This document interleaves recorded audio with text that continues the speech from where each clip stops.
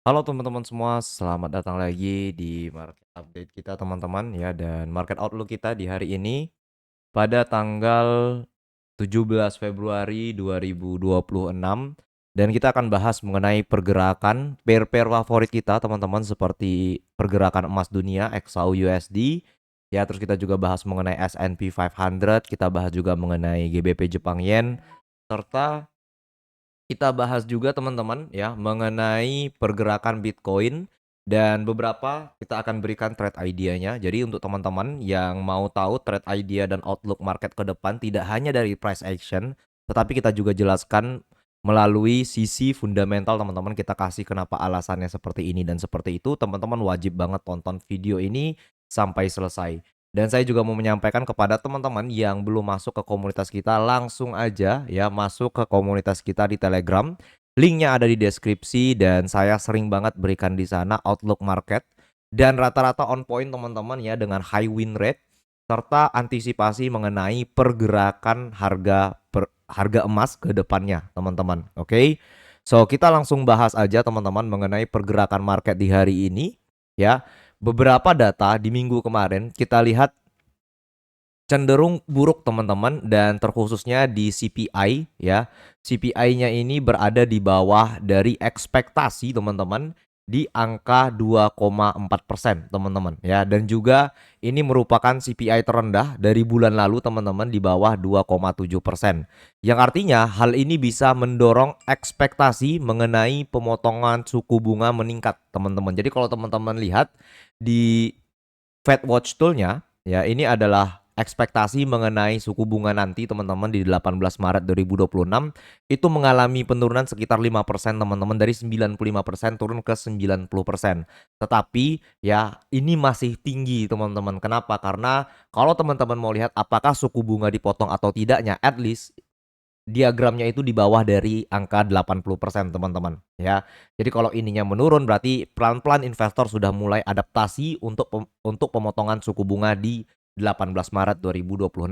Tetapi kalau dia masih di atas angka 80%, maka besar kemungkinan untuk pemotongan suku bunga ini masih abu-abu teman-teman, dan ini masih tinggi ya. Artinya apa? 350 3,75. Ini artinya suku bunga nanti di tanggal 18 Maret 2026 itu besar kemungkinan masih ditahan teman-teman. Kalau teman-teman mau lihat suku bunganya dipotong atau tidak, itu ya teman-teman lihatnya yang kiri di 325 atau 350. Kalau dia naik yang kirinya ini, maka besar kemungkinan suku bunga bakalan dipotong teman-teman. Ya, tetapi kalau dia yang masih kanannya 35 375 ini besar kemungkinan suku bunga bakalan ditahan dan the Fed bakalan hawkish. Ya, jadi bagaimana sih sistemnya dan bagaimana cara trading ketika keadaan market seperti ini? Ketika kita lihat data CPI turun teman-teman, tetapi ekspektasi mengenai pemotongan suku bunganya nggak turun-turun ya. Jadi teman-teman, ini adalah adaptasi dari trading plan yang wajib teman-teman miliki. Selain teman-teman punya yang namanya plan A, teman-teman juga wajib punya yang namanya plan B. Kenapa seperti itu? Karena kalau misalnya teman-teman punya plan A, ya tidak selamanya kan market ini bergerak sesuai keinginan kita teman-teman ya. Contoh lah kayak kita analisa marketnya itu naik, ternyata marketnya itu mengalami penurunan teman-teman. Dan penurunan itu bisa membuat kita hilang arah ya, karena kita terlalu fokus kepada plan A-nya tadi. Nah, makanya saya selalu sampaikan, kalau teman-teman punya trading plan, kalau teman-teman punya analisa, at least teman-teman siapkan dua analisa. Analisa pertama itu adalah analisa yang utama, yaitu bias utama teman-teman mau naik atau turun. Nah, analisa yang kedua itu adalah plan B-nya ya. Ketika market tidak sesuai dengan analisa kita, apa yang harus kita lakukan? Ya contohnya nggak usah jauh-jauh. Contohnya teman-teman bisa lihat di XAU USD ya. Kemarin saat London Session kita sempat beritahu bahwa besar kemungkinan market XAU USD itu akan mengalami kenaikan. Dan ternyata benar teman-teman ya, market terpantul dari 4.970 key level lower time frame naik sampai ke 5 ribuan lagi, teman-teman. Nah, di sini saya sampaikan ya di komunitas kita bahwa besar kemungkinan ya kalau misalnya dolar diperdagangkan menguat teman-teman, yang artinya dolarnya ini masih bullish secara daily time frame, ini akan memberikan tekanan ya bearish momentum di NYSE. Dan saya sudah sampaikan di jam 18.01 teman-teman. Kalau teman-teman lihat harga market saat ini ya, atau harga dari XAU USD saat ini itu mengalami penurunan. Artinya apa? Artinya ketika kita sudah analisa market bakalan naik dan ternyata beneran naik, kita harus recheck lagi teman-teman. Artinya kita harus cek ulang lagi, apakah analisa kita ini masih bisa dipakai atau tidak. Nah, itulah untungnya kalau teman-teman masuk ke komunitas kita, ya teman-teman bisa dapat update-update seperti itu. Ya, dan ternyata benar marketnya malah turun sekitar ya hampir 1000 pips teman-teman. Kalau teman-teman manfaatin sell-nya dari atas ini, ya saat kita call itu, teman-teman sudah dapat sekitar ya 800 atau bahkan 900 pips ya dari informasi yang diberikan tersebut, teman-teman. Nah, jadi itu adalah intermezzo teman-teman atau pembukaan ya bahwa yang namanya trading ini selalu ada namanya plan B ya. Bukan berarti kita bermain di dua arah ya teman-teman. Yang namanya kita kalau buy kita juga siapin sell-nya, bukan kayak gitu, tetapi kita harus selalu up to date terhadap pergerakan market yang bakalan terjadi. Contoh lah ya kayak misalnya teman-teman, saya ulang lagi ya, analisanya buy, ternyata marketnya itu kasih sentimen untuk sell. Apakah teman-teman maksa untuk buy? Ya kayak gini lah, teman-teman maksa untuk buy. Dia naik dikit, habis itu ditajemin lagi ke bawah ya, diturunin lagi ke bawah. Gitu. Ketika teman-teman analisanya sell tiba-tiba keluar geopolitik, apakah teman-teman masih mau sell? Ya nggak mungkin dong. Ya ternyata marketnya naik terus gitu loh. Yang namanya sentimen berita itu tidak bisa kita prediksi teman-teman. Ya, dia itu datang ya secara tiba-tiba. Jadi teman-teman sebagai trader, apalagi trader retail yang tradingnya itu harian, wajib banget ya beradaptasi dengan kondisi market terupdate saat itu. Seperti itu teman-teman. Ya, jadi ketika teman-teman lihat di sini marketnya mengalami penurunan. Ya, teman-teman bisa lihat ya, secara higher time frame di 1 jam teman-teman ya, teman-teman bisa lihat di 1 jam, ini marketnya sebenarnya masih sideways ya, dengan beberapa key level penting di area 5100 dan area 5060 ya, dan juga area lowernya itu di area 4500-an ya. Kenapa hal ini bisa terjadi? Karena ada beberapa faktor teman-teman. Yang pertama itu no geopolitical risk, yang artinya belum ada teman-teman resiko geopolitik ya. Jadi kalau teman-teman lihat di beberapa headline itu belum keluar geopolitik event ya, kayak perang ya, perang tarif ya, perang antar negara itu kan belum keluar teman-teman, dan itu belum masuk ke portal-portal berita kita ya, yang artinya untuk saat ini ya geopolitik itu sedang quiet atau bahasa itu sedang santai teman-teman. Terus yang kedua ya, tidak ada atau bahasa itu no central bank purchase.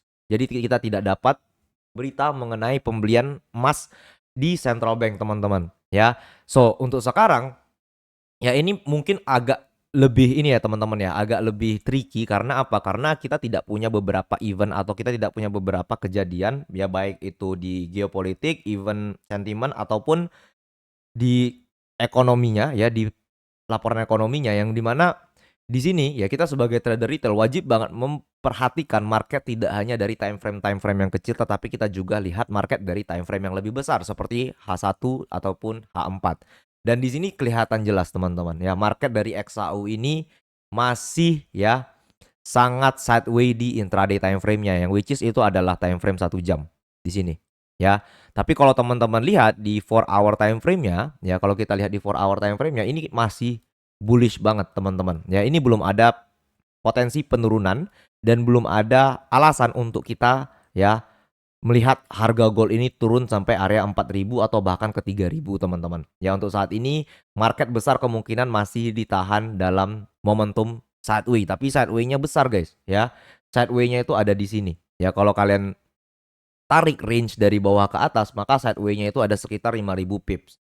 Ya, jadi pentingnya kalau kalian trading menggunakan money management di kondisi market seperti ini, dan kalian juga punya yang namanya adaptasi plan atau game plan ya yang kedua, teman-teman.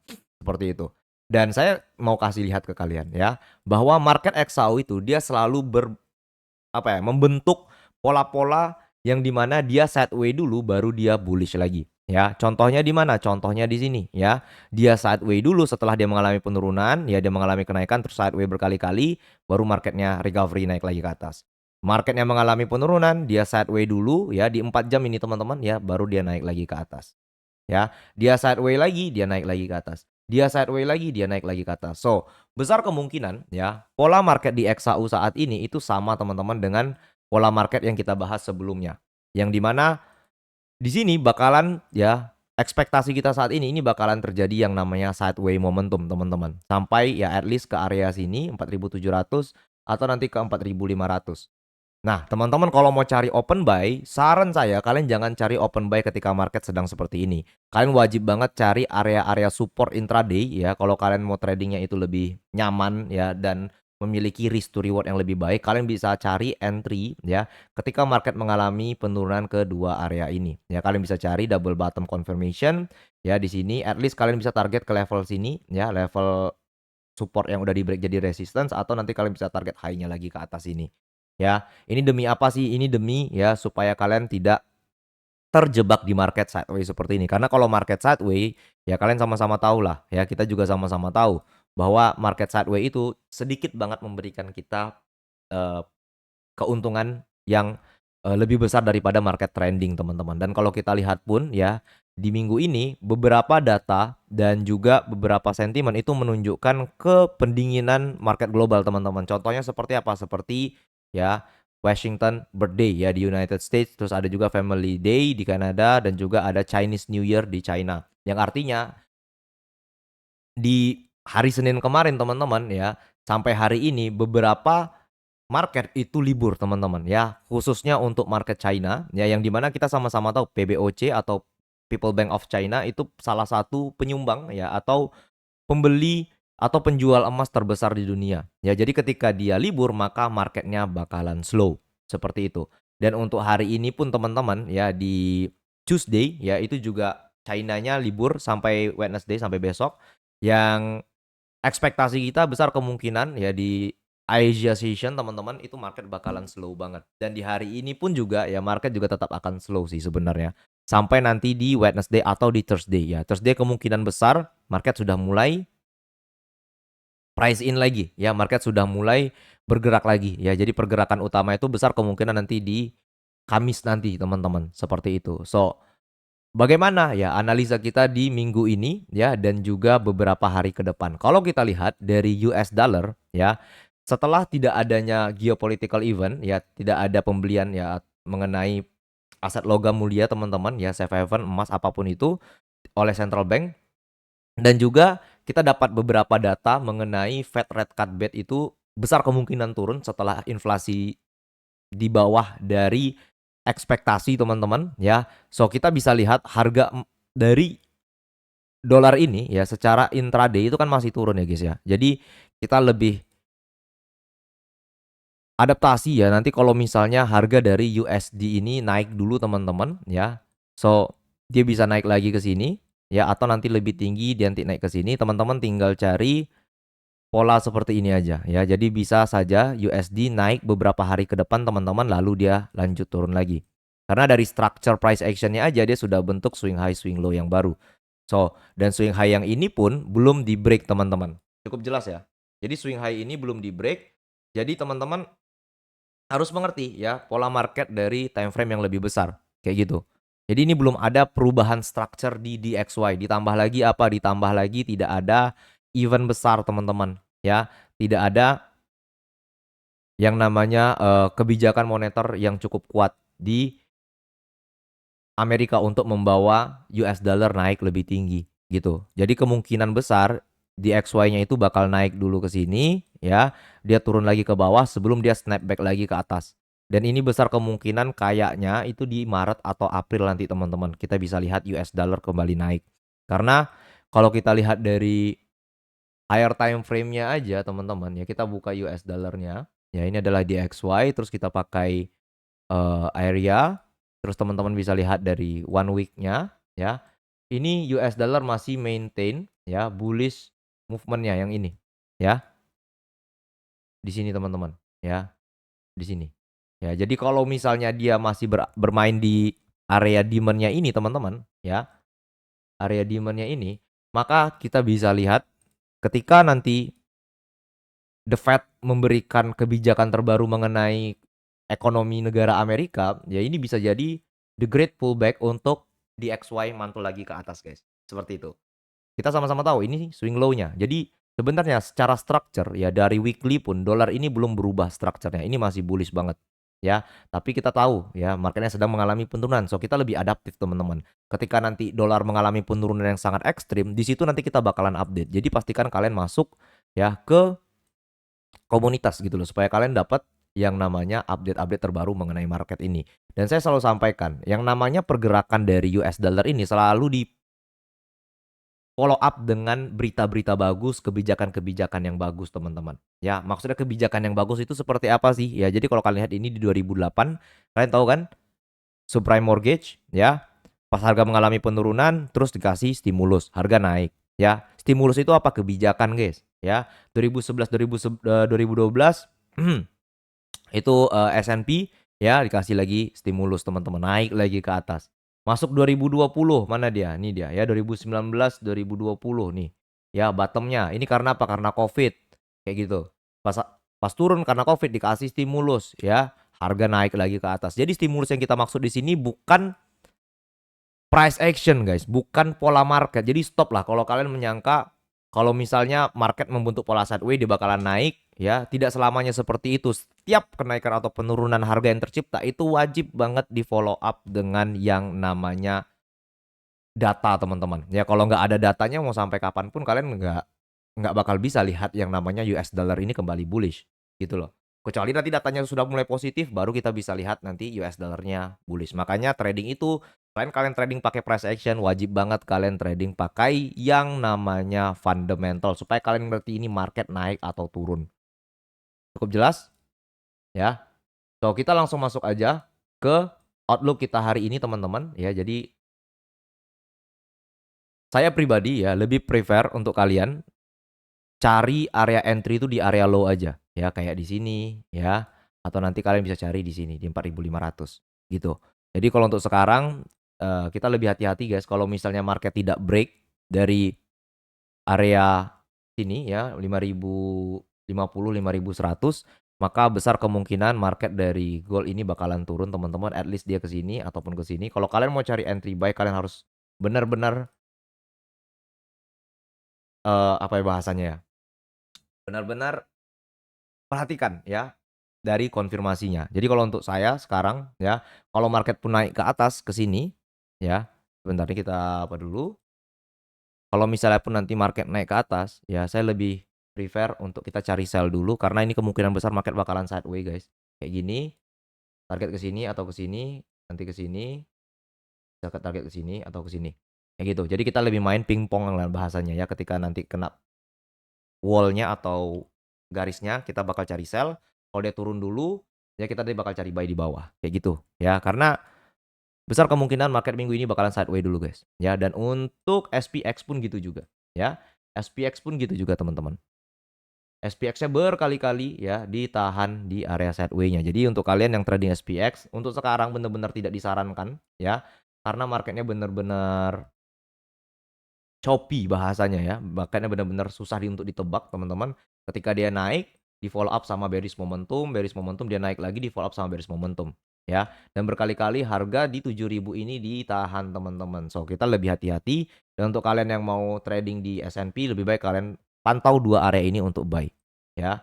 Kalau misalnya turun ke bawah sini kalian bisa target-target yang kecil-kecil dulu teman-teman karena takutnya ya kita dihadapkan dengan black swan event atau bubble crash teman-teman ya, bubble di sektor AI bisa saja terjadi dan ini kita antisipasi dari sekarang. Makanya mulai akhir tahun kemarin saya lebih sarankan untuk kalian trading S&P itu tipis-tipis aja, jangan dipaksa banget kayak gitu teman-teman ya. Dan untuk Bitcoin pun gitu juga ya, kita sudah wanti-wanti untuk penurunan yang terjadi.